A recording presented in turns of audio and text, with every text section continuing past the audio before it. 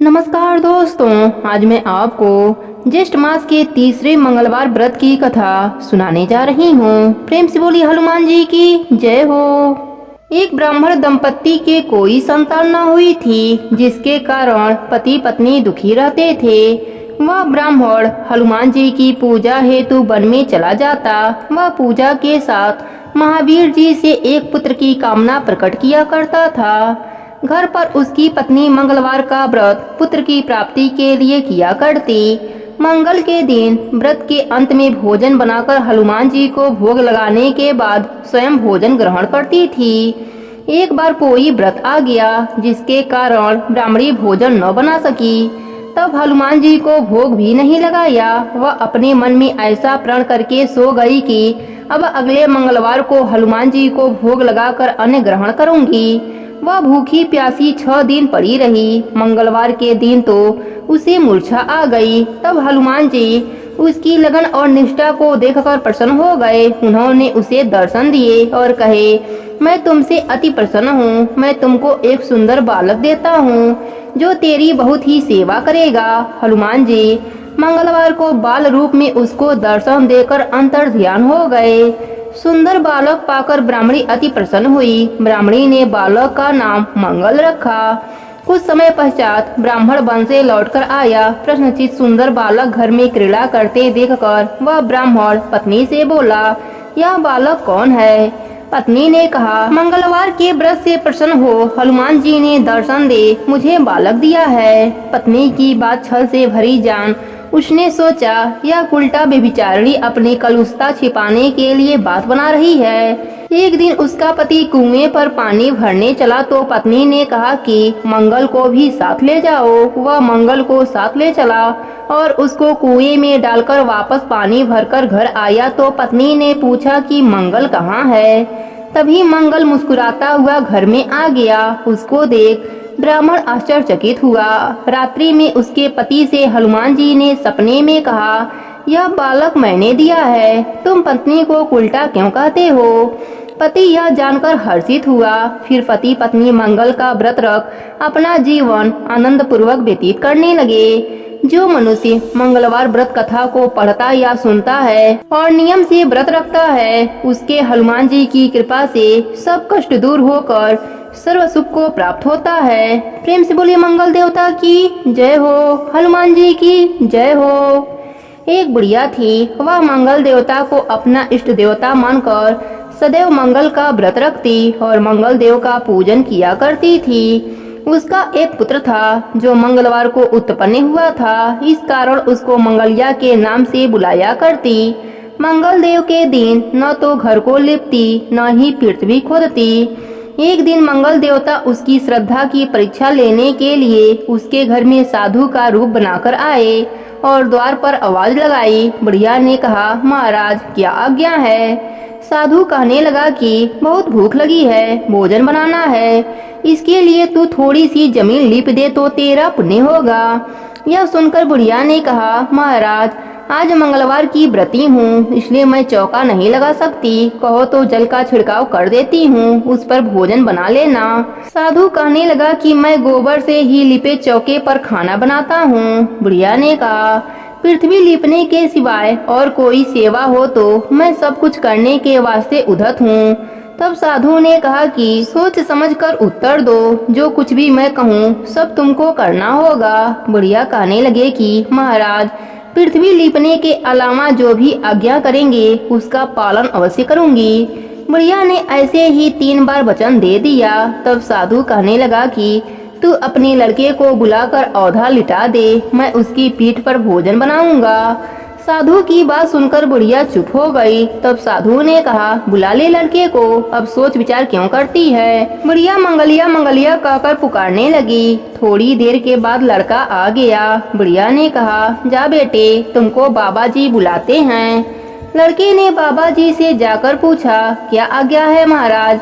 बाबा जी ने कहा, जाओ अपनी माता जी को बुला लाओ। तब माता आई तो साधु बाबा ने कहा कि तू ही इसको लिटा दे। बुढ़िया ने मंगल देवता का स्मरण करते हुए लड़के को औधा लिटा दिया और उसकी पीठ पर अंगीठी रख दी। कहने लगी, महाराज अब जो कुछ आपको करना है कीजिए, मैं जाकर अपना काम करती हूँ।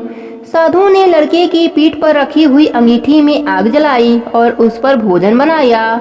जब भोजन बन चुका तो साधु ने बुढ़िया से कहा कि अब अपने लड़के को बुला लाओ, वह भी आकर भोग लगा जाए। बुढ़िया कहने लगी कि यह कैसे आश्चर्य की बात है कि उसकी पीठ पर आपने आग जलाई और उसी को प्रसाद के लिए बुलाते हैं। क्या यह संभव है कि अब भी आप उसको जीवित समझते हैं? आप कृपा करके उसका स्मरण भी मुझको न कराइए और भोग लगाकर जहाँ जाना हो जाइए। साधु के अत्यंत आग्रह करने पर बुढ़िया ने ज्यों ही मंगलिया मंगलिया कहकर आवाज लगाई, त्यों ही एक ओर से दौड़ता हुआ वह आ गया। साधु ने लड़के को प्रसाद दिया और कहा कि माई, तेरा व्रत सफल हो गया। तेरे हृदय में दया है और अपने इष्ट देव में अटल श्रद्धा है, इसके कारण तुमको कभी भी कोई भी कष्ट नहीं पहुंचेगा। हनुमान जी की कृपा से बुढ़िया का घर अन्न धन से भर गया और वह सुखी जीवन जीने लगी। प्रेम से बोलिए मंगल देवता की जय हो, हनुमान जी की जय हो। एक बार की बात है, माता अंजना हनुमान जी को कुटिया में लिटाकर कहीं बाहर चली गईं। थोड़ी देर में उन्हें बहुत तेज भूख लगी। इतने में आकाश में सूर्य भगवान उगते हुए दिखाई दिए। उन्होंने समझा यह कोई लाल लाल सुंदर मीठा फल है। बस एक ही छलांग में सूर्य भगवान के पास जा पहुँचे और उन्हें पकड़कर मुंह में रख लिया। सूर्य ग्रहण का दिन था। राहु सूर्य को ग्रासने के लिए उनके पास पहुंच रहा था। उसे देखकर हनुमान जी ने सोचा यह कोई लाल काला फल है, इसलिए उसकी ओर भी झपटे। राहु किसी तरह भागकर देवराज इंद्र के पास पहुंचा। उसने कांपते हुए स्वर में इंद्रदेव से कहा, प्रभु, आज आपने यह कौन सा दूसरा राहु सूर्य को ग्रसने के लिए भेज दिया है? यदि मैं भागा न होता तो वह मुझे भी खा गया होता। राहु की बातें सुनकर भगवान इंद्र को बड़ा ही अचंभा हुआ। वह अपने सफेद ऐरावत हाथी पर सवार हो हाथ में वज्र लिए बाहर निकले। उन्होंने देखा कि एक बानर बालक सूर्य को मुंह में दबाए आकाश में खेल रहा है। हनुमान ने भी सफेद ऐरावत पर सवार इंद्र को देखा। उन्होंने समझा कि यह भी कोई खाने लायक पदार्थ है। वह उधर भी झपटे। यह देखकर देवराज इंद्र बहुत ही क्रोधित हो उठे। अपनी ओर झपटते हुए हनुमान जी से अपने को बचाया तथा सूर्य को छुड़ाने के लिए हनुमान जी की हनु पर वज्र का प्रहार किया। वज्र के उस प्रहार से हनुमान का पूंछ खुल गया और वह बेहोश होकर पृथ्वी पर गिर पड़े। हनुमान के गिरते ही उनके पिता वायु देवता वहां पहुंचे। अपने बेहोश बालक को उठाकर उन्होंने छाती से लगा लिया। माता अंजना भी वहां दौड़ी आ पहुंची। हनुमान जी को बेहोश देखकर वह रोने लगी। वायु देवता ने क्रोध में आकर बहाना ही बंद कर दिया। हवा के रुक जाने के कारण तीनों लोकों के सभी प्राणी व्याकुल हो उठे। पशु पक्षी बेहोश हो होकर गिरने लगे। पेड़ पौधे और फसलें कुम्हाने लगे। ब्रह्मा जी इंद्र सहित सारे देवताओं को लेकर वायु देवता के पास पहुँचे। उन्होंने अपने हाथ से छूकर हनुमान जी को जीवित करते हुए वायु देवता से कहा, वायु देवता, आप तुरंत बहाना शुरू करें। वायु के बिना हम सब लोगों के प्राण संकट में पड़ गए हैं। यदि आपने बहाने में जरा भी देरी की तो तीनों लोकों में प्राणी मौत के मुंह में चले जाएंगे। आपके इस बालक को आज सभी देवताओं की ओर से वरदान प्राप्त होगा। ब्रह्मा जी की बात सुनकर सभी देवताओं ने कहा, आज से इस बालक पर किसी प्रकार के अस्त्र शस्त्र का कोई प्रभाव नहीं पड़ेगा। इंद्र ने कहा, मेरे वज्र का प्रभाव भी अब इस पर नहीं पड़ेगा। इनकी हनु वज्र से टूट गई थी, इसलिए इनका नाम आज से हनुमान होगा। ब्रह्मा जी ने कहा, वायुदेव, तुम्हारा यह पुत्र बल बुद्धि विद्या में सबसे चढ़ बढ़कर होगा। तीनों लोकों में किसी भी बात में इसकी बराबरी करने वाला दूसरा कोई नहीं होगा।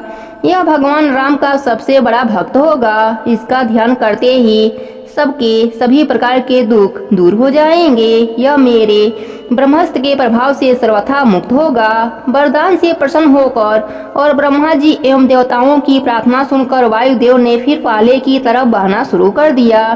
तीनों लोकों के प्राणी प्रसन्न हो उठे। प्रेम से बोली हनुमान जी की जय हो। हनुमान जी सुग्रीव आदि बानरों के साथ ऋणमुख पर्वत की एक बहुत ऊंची चोटी पर बैठे हुए थे। उसी समय भगवान श्री रामचंद्र जी सीता जी की खोज करते हुए लक्ष्मण जी के साथ ऋणमुख पर्वत के पास पहुँचे। ऊंची चोटी पर से बानरों के राजा सुग्रीव ने उन लोगों को देखा। उसने सोचा कि ये बालिके भेजे हुए 2 योद्धा हैं जो मुझे मारने के लिए हाथ में धनुष बाण लिए चले आ रहे हैं। दूर से देखने पर यह दोनों बहुत बलवान जान पड़ते थे। डर से घबराकर उसने हनुमान जी से कहा, हनुमान, वह देखो, 2 बहुत ही बलवान मनुष्य हाथ में धनुष बाण लिए इधर ही बढ़े चले आ रहे हैं। लगता है इन्हें बालके मुझे मारने के लिए भेजा है। ये मुझे ही चारों ओर से खोज रहे हैं। तुम तुरंत तपस्वी ब्राह्मण का रूप बना लो और इन दोनों योद्धाओं के पास जाओ तथा यह पता लगाओ कि यह कौन है, यहाँ किस लिए घूम रहे हैं। अगर कोई भय की बात जान पड़े तो मुझे वहीं से संकेत कर देना। मैं तुरंत इस पर्वत को छोड़कर कहीं और भाग जाऊंगा। सुग्रीव को अत्यंत डरा हुआ और घबराया देखकर हनुमान जी तुरंत तपस्वी ब्राह्मण का रूप बनाकर भगवान श्री रामचंद्र और लक्ष्मण जी के पास जा पहुँचे। उन्होंने दोनों भाइयों को माथा छूकर प्रणाम करते हुए कहा, प्रभु, आप लोग कौन हैं? कहाँ से आए हैं? यहाँ की धरती बड़ी ही कठोर है। आप लोगों के पैर बहुत ही कोमल हैं। किस कारण से आप यहाँ घूम रहे हैं? आप लोगों की सुंदरता देखकर तो ऐसा लगता है जैसे आप ब्रह्मा विष्णु महेश में से कोई हो या नर और नारायण नाम से प्रसिद्ध ऋषि हो।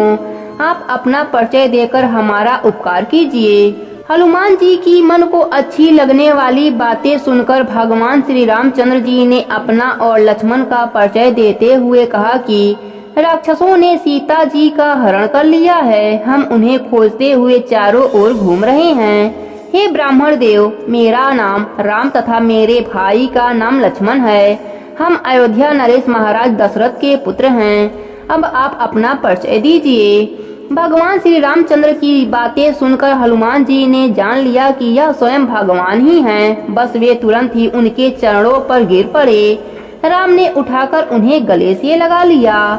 हनुमान जी ने कहा, प्रभु, आप तो सारे संसार के स्वामी हैं। मुझसे मेरा परिचय क्यों पूछते हैं? आपके चरणों की सेवा करने के लिए ही मेरा जन्म हुआ है। अब मुझे अपने परम पवित्र चरणों में जगह दीजिए। भगवान श्री राम ने प्रसन्न होकर उनके मस्तक पर अपना हाथ रख दिया। हनुमान जी ने उत्सुकता और प्रशंसा से भरकर दोनों भाइयों को उठाकर कंधे पर बैठा लिया। सुग्रीव ने उनसे कहा था कि भय की कोई बात होगी तो मुझे वहीं से संकेत करना। हनुमान जी ने राम लक्ष्मण को कंधे पर बैठाया।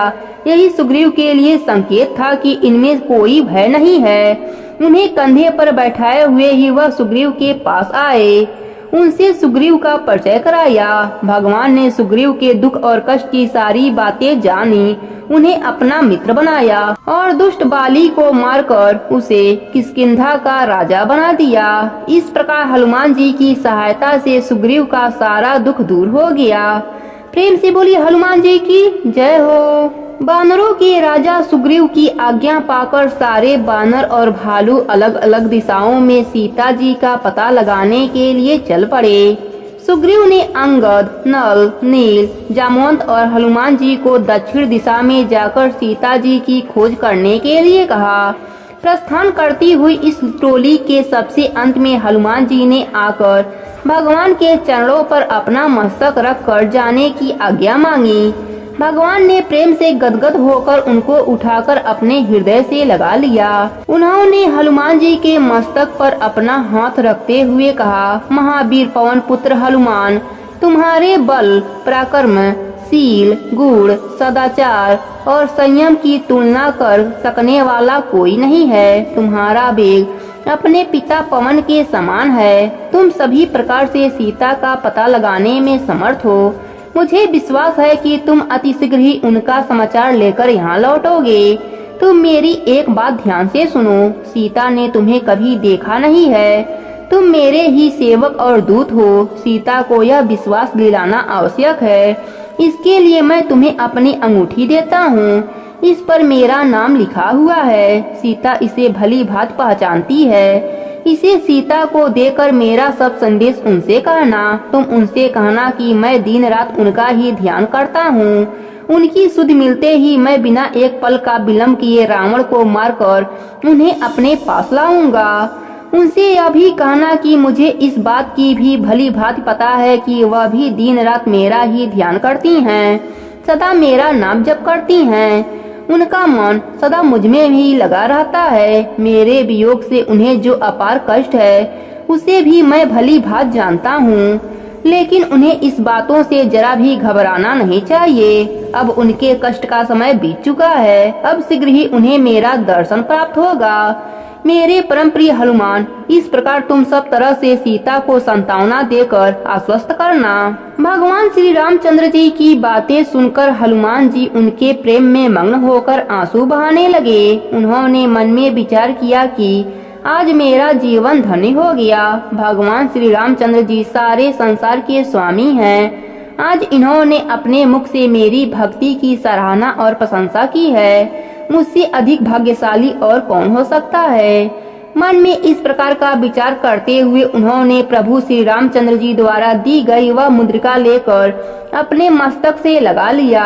भगवान श्री रामचंद्र जी ने पुनः उन्हें हृदय से लगाते हुए कहा, वायुपुत्र हनुमान, मैं तुम्हें आशीर्वाद देता हूँ कि तुम सभी प्रकार की विघ्न बाधाओं को पार करते हुए सीता का पता लगाकर शीघ्र ही मेरे पास लौटकर आओगे। सभी प्रकार से तुम्हारा कल्याण हो। भगवान श्री रामचंद्र जी का आशीर्वाद पाकर हनुमान जी अंगद, नल, नील और जामवंत आदि को साथ लेकर माता सीता के खोज करने के लिए दक्षिण दिशा की ओर चल पड़े। प्रेम से बोली हनुमान जी की जय हो। राक्षसों के राजा रावण की राजधानी चारों ओर समुद्र से घिरी हुई थी। वहाँ का दुर्ग किला भी बहुत विशाल और सुदृढ़ था। उसके चारों ओर बलवान राक्षसों का पहरा लगा हुआ था। इस किले की चतुर्दशी गहरी खाई अभेद कवच की तरह इसकी सुरक्षा करती थी, जिसे पार करना अत्यंत दुष्कर था। इसी किले के भीतर एक बगीचा था, जिसे अशोक वाटिका कहते थे। रावण ने माता सीता का हरण करके उन्हें इसी वाटिका में कैदी बना रखा था। उनके आसपास चारों ओर भयानक राक्षसियों के पहरे बैठा रखे थे।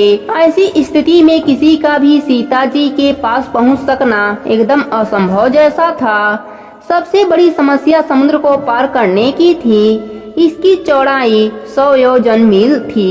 बिना इसको पार किए किसी के लिए भी लंका पहुंचना असंभव था। सब लोग इस समस्या को लेकर बहुत ही चिंतित थे। अंगद ने सभी मुख्य सेनापतियों से समुद्र पार करने के विषय में अपनी अपनी शक्ति और बल का परिचय देने को कहा। अंगद की बातें सुनकर बानर वीर गज ने कहा, मैं 10 योजन की छलांग लगा सकता हूँ। गवाक्ष ने 20 योजन की बात जानी। सरभ ने अपनी क्षमता 30 योजन तक बताई। बानर श्रेष्ठ ऋषभ ने कहा, मैं 40 योजन की छलांग लगा सकता हूँ। गंधमादन नामक परम तेजस्वी बानर ने एक छलांग में 50 योजन तक चले जाने की बात बताई। महेंद्र ने बताया कि वह एक छलांग में 60 योजन तक जा सकता है। परम बलशाली बानर राज द्विजन ने कहा, मैं एक छलांग में 70 योजन की दूरी पार कर सकता हूँ। बानर सेठ सुरेर ने एक छलांग में 80 योजन लांग सकने की बात कही। सबकी बातें सुनकर भालुओं के सेनापति जामवंत ने कहा, अब मैं बहुत बूढ़ा हो चला हूँ, मुझ में पहले जैसा बल नहीं है, लेकिन मैं एक छलांग में 90 योजन तक चला जाऊंगा, इसमें कोई संदेह नहीं है।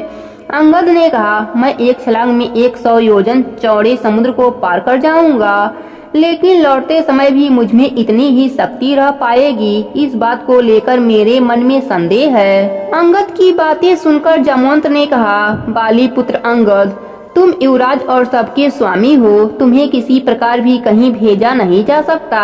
अंत में वृद्ध जामवंत ने हनुमान जी की ओर देखा। वह उस समय चुपचाप एक किनारे शांत बैठे थे। जामवंत ने कहा, वीर हनुमान, तुम इस तरह चुप्पी साध कर क्यों बैठे हो? तुम पवन देवता के पुत्र हो, उन्हीं के समान बलवान हो। तुम बल बुद्धि विवेकशील में सर्वश्रेष्ठ हो। तुम्हारी समता करने वाला तीनों लोकों में कोई दूसरा नहीं है। बालपन में ही तुमने ऐसे ऐसे अद्भुत कार्य किए हो जो दूसरों के लिए असंभव है। लंका जाकर भगवान श्री रामचंद्र जी का संदेश माता सीता तक पहुंचाने के लिए मैं तुमसे अधिक योग्य किसी को नहीं समझता हूँ। इस 100 योजन चौड़े समुद्र को लांघ जाना तुम्हारे लिए कैसी बड़ी बात है। तुम्हारा तो जन्म ही भगवान श्री रामचंद्र जी का कार्य पूरा करने के लिए हुआ है। प्रेम से बोलिए हनुमान जी की जय हो। जामवंत के वचन सुनकर श्री हनुमान जी परम प्रसन्न हुए और उन्होंने मानो समस्त ब्रह्मांड को कांपयान करते हुए सिंहनाद किया।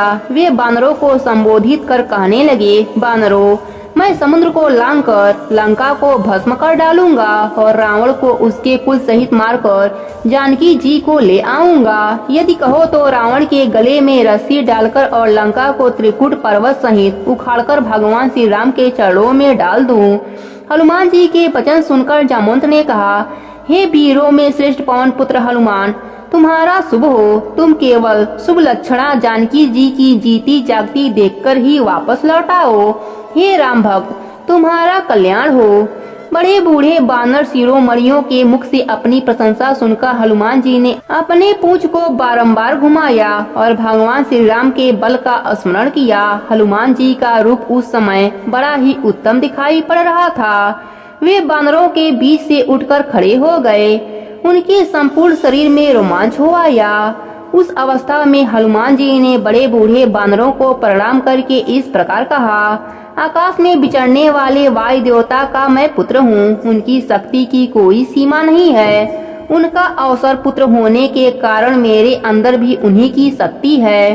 अपने भुजाओं के वेग से मैं समुद्र को विक्षुब्ध कर सकता हूँ। मुझे निश्चय जान पड़ता है मैं विदेह कुमारी जानकी का दर्शन करूंगा। अतः अब तुम लोग आनंद पूर्वक सारी चिंता छोड़कर खुशियाँ मनाओ। हनुमान जी की बातें सुनकर बानर सेनापति जामवंत को बड़ी प्रशंसा हुई।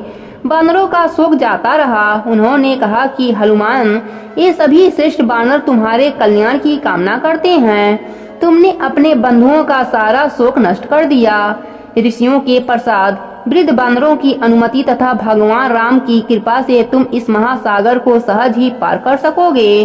जब तक तुम लौटकर यहाँ आओगे तब तक हम तुम्हारी प्रतीक्षा में एक पैर से खड़े रहेंगे, क्योंकि हम सभी बानरों के प्राण इस समय तुम्हारे में ही अधीन है। इसके बाद छलांग लगाने के लिए श्री हनुमान जी महेंद्र पर्वत के शिखर पर पहुंच गए। उन्होंने मन ही मन छलांग लगाने की योजना बताते हुए चित्त को एकाग्र कर श्री राम स्मरण किया। उन्होंने मस्तक और ग्रीवा को ऊंचा किया और बड़े ही वेग से शरीर को सिकोड़कर महेंद्र पर्वत के शिखर में छलांग लगा दी।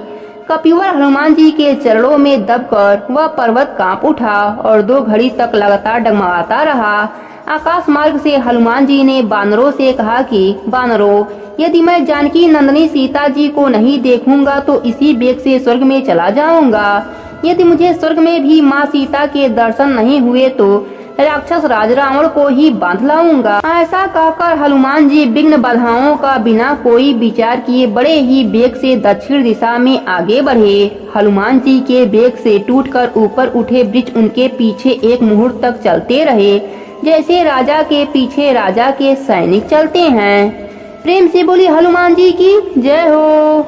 हनुमान जी को आकाश में बिना विश्राम लिए लगातार उड़ते देखकर समुद्र ने सोचा कि यह प्रभु श्री रामचंद्र जी का कार्य पूरा करने के लिए जा रहे हैं। किसी प्रकार थोड़ी देर के लिए विश्राम दिलाकर इनकी थकान दूर करनी चाहिए।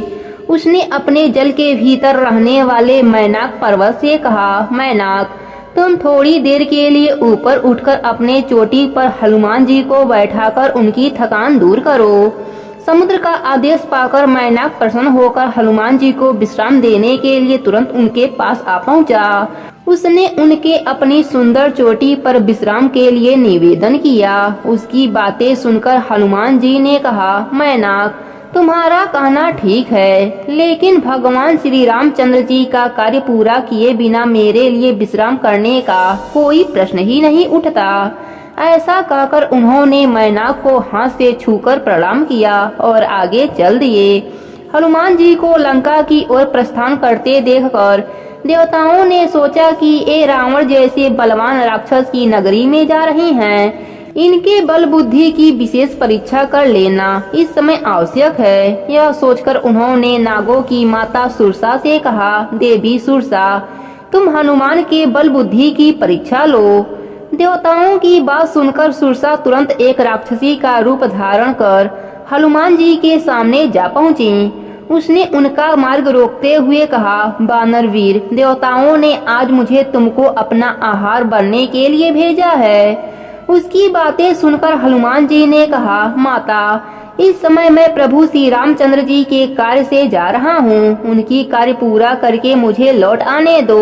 उसके बाद मैं स्वयं ही आकर तुम्हारे मुंह में प्रविष्ट हो जाऊंगा। इस समय तुम मुझे मत रोको, यह तुमसे मेरी प्रार्थना है। इस प्रकार हनुमान जी ने सुरसा से बहुत प्रार्थना की, लेकिन वह किसी प्रकार भी उन्हें जाने नहीं दिया। अंत में हनुमान जी ने क्रोध होकर कहा, अच्छा तो लो, तुम मुझे अपना आहार बना लो। उनके ऐसा कहते ही सुरसा अपना मुंह 16 योजन फैलाकर उनकी ओर बढ़ी। हनुमान जी ने तुरंत अपना आकार उसका दूना अर्थात 32 योजन बढ़ा लिया। इस प्रकार जैसे जैसे वह अपने मुख का आकार बढ़ाती, हनुमान जी अपने शरीर का आकार उससे दूना करते गए। अंत में उसने अपना मुंह फैलाकर 100 योजन चौड़ा कर लिया। तब हनुमान जी तुरंत अत्यंत छोटा रूप धारण करके उसके उस 100 योजन चौड़े मुंह में घुसकर तुरंत बाहर निकल आए। उन्होंने आकाश में खड़े होकर सुरसा से कहा, माता, देवताओं ने तुम्हें जिस कार्य के लिए भेजा था वह पूरा हो गया। अब मैं भगवान श्री रामचंद्र जी के कार्य के लिए अपनी यात्रा पुनः आगे बढ़ाता हूँ। सुरसा ने तब उनके सामने अपने असली रूप में प्रकट होकर कहा, महावीर हनुमान, देवताओं ने मुझे तुम्हारे बल बुद्धि की परीक्षा लेने के लिए यहाँ भेजा था। तुम्हारे बल बुद्धि की समानता करने वाला तीनों लोकों में कोई नहीं है। तुम शीघ्र ही भगवान श्री रामचंद्र जी के सारे कार्य पूर्ण करोगे, इसमें कोई संदेह नहीं है। मेरा आशीर्वाद है। प्रेम से बोलिए हनुमान जी की जय हो। 100 योजन चौड़े विशाल समुद्र को पार कर हनुमान जी आकाश में उड़ते हुए शीघ्र ही लंका नगरी के पास जा पहुँचे। वहाँ का दृश्य बड़ा ही सुहावना था। चारों ओर तरह तरह के सुंदर वृक्ष लगे हुए थे, सुंदर सुंदर फूल खिले हुए थे, भांति भांति के पक्षी आनंद में चहक रहे थे। शीतल मंद सुगंधित बयान बह रही थी। बड़ी ही मनमोहक दृश्य था। लेकिन श्री हनुमान जी का मन इस प्रकार प्राकृतिक छटा में बिना डूबे लंका में प्रवेश की योजना बनाने में संलग्न था। महावीर हनुमान जी ने सोचा कि माता सीता को रावण ने जिस स्थान में छुपा रखा है उसका पता तो मुझे लगाना ही है। साथ ही मुझे यहाँ के बारे में अन्य आवश्यक बातें भी जान लेनी चाहिए। मुझे यहाँ पूरी सेना के ठहरने लायक स्थान, जल फल की सुविधा आदि का पता भी करना चाहिए। रावण का किला दूर से ही देखने पर अत्यंत दुर्गम मालूम पड़ता है, अतः युद्ध के विचार से इसकी एक एक बात का पता लगा लेना भी आवश्यक है। किंतु अपने असली रूप में और वह भी दिन के उजाले में इस नगरी में प्रवेश करना तो बहुत ही बड़ी भूल होगी। अतएव रात्रि में सबके सो जाने पर सूक्ष्म वेश धारण करके ही मेरा इस नगरी में प्रवेश करना उचित होगा। रात हो जाने पर मच्छर के समान अत्यंत छोटा रूप बनाकर तथा मन ही मन प्रभु श्री रामचंद्र जी का स्मरण करते हुए हनुमान जी ने लंका में प्रवेश किया। चारों ओर भयानक और विकराल राक्षस राक्षसियों का पहरा था। वह नगरी बहुत अच्छी तरह से बनाई गई थी। सड़कें चौराहे सब बहुत ही सुंदर थे। उसके चारों ओर समुद्र था। पूरी नगरी सोने की बनी हुई थी। स्थान स्थान पर सुंदर बाग बगीचे जलाशय बने हुए थे। हनुमान जी अत्यंत सावधानी के साथ आगे बढ़ ही रहे थे कि लंका का रक्षा करने वाली लंकनी राक्षसी ने उन्हें पहचान लिया। उसने आगे बढ़कर हनुमान जी को डराते हुए कहा, अरे तू कौन है जो चोर की तरह छिपकर लंका में प्रवेश कर रहा है? क्या तुझे यह पता नहीं है कि लंका में घुसने वाले चोर ही मेरे आहार हैं? इससे पहले कि मैं तुझे खा जाऊं, तू अपना सारा रहस्य बता दे कि यहाँ क्यों आया है। हनुमान जी ने सोचा कि यदि मैं इससे किसी प्रकार का विवाद करता हूँ तो शोर सुनकर बहुत से राक्षस यहाँ इकट्ठे हो जाएंगे, अतः मुझे इसे बेहोश करके आगे बढ़ जाना चाहिए। यह सोचकर उन्होंने बाएं हाथ की मुट्ठी से उस पर प्रहार किया। उस प्रहार से वह मुंह से खून फेंकती हुई बेहोश होकर पृथ्वी पर गिर पड़ी, किंतु शीघ्र ही वह पुनः उठकर खड़ी हो गई। उसने कहा, बानर वीर, अब मैं तुम्हें पहचान लिया है। तुम भगवान श्री रामचंद्र जी के दूत हनुमान हो। मुझसे बहुत पहले ब्रह्मा जी ने कहा था, त्रेता युग में हनुमान नामक एक बानर लंका में सीता जी के खोज करता हुआ आएगा तो उसकी मार से बेहोश हो जाएगी। जब ऐसा हो तब समझना कि शीघ्र ही सारे राक्षसों के साथ रावण का संहार होने वाला है। वीर रामदूत हनुमान, अब तुम निर्भय होकर लंका में प्रवेश करो। मेरा परम सौभाग्य है कि ब्रह्मा जी की कृपा से मुझे परम पवित्र श्री रामदूत के दर्शन हुए। इसके बाद हनुमान जी सीता जी के खोज करते हुए आगे की ओर बढ़ चले। प्रेम से बोली हनुमान जी की जय हो। लंकनी के पास से चलकर वीरवर हनुमान जी सीता जी के खोज करने लगे। उन्होंने रावण के महल का कोना कोना छान डाला, किंतु कहीं भी उन्हें सीता जी के दर्शन नहीं हुए। सीता जी को न देख पाने के कारण वह बहुत दुखी और चिंतित हो रहे थे। रावण के महल में मंदोदरी को देखकर उन्हें कुछ क्षणों के लिए ऐसा भ्रम हुआ कि यही सीता जी हैं, लेकिन तुरंत उन्होंने समझ लिया कि यह सीता जी नहीं हो सकती। यह तो अत्यंत प्रसन्न दिखाई दे रही हैं। माता सीता जी जहाँ भी होंगी, भगवान श्री रामचंद्र जी से दूर होने के कारण बहुत ही दुखी होंगी। वह इस समय सुखी और प्रसन्न कैसे रह सकती हैं? नहीं, यह माता सीता जी नहीं हो सकती। ऐसा सोचकर वह पुनः आगे बढ़ गए। इस प्रकार सीता जी की खोज करते करते भोर हो गया। इसी समय विभीषण अपनी कुटिया में जगा। जगते ही उसने राम नाम का स्मरण किया। वह भगवान श्री रामचंद्र जी का परम भक्त था। लंका में राम नाम सुनकर हनुमान जी को बड़ा आश्चर्य हुआ। उन्होंने सोचा, राक्षसों की इस नगरी में ऐसा कौन भला आदमी है जो भगवान राम का नाम जप रहा है। मुझे इससे मिलना चाहिए, इससे किसी प्रकार की हानि नहीं हो सकती। ऐसा सोचकर हनुमान जी ने विभीषण से भेंट की। वह हनुमान जी से मिलकर बहुत प्रसन्न हुआ, बारंबार अपने भाग्य की सराहना करने लगा। उसने हनुमान जी को बताया कि रावण ने सीता जी को अशोक वाटिका में छुपा रखा है। हनुमान जी तुरंत अशोक वाटिका की ओर चल पड़े। अशोक वाटिका में पहुंचकर अशोक के एक वृक्ष पर पत्ते के बीच छिपकर बैठ गए। उन्होंने देखा कि दुखनी माता सीता जी का सारा शरीर सूखकर काटा हो गया है। सिर के बाल जटाओं की तरह गुथकर एक ही चोटी बन गए हैं। वह केवल राम नाम जपते हुए जोर जोर से सांस लेती हुई आंखों से आंसू बहा रही हैं। अब उनसे और न देखा गया। उन्होंने धीरे से भगवान श्री रामचंद्र जी द्वारा पहचान में दी गई अंगूठी सीता जी के गोद में गिरा दिया।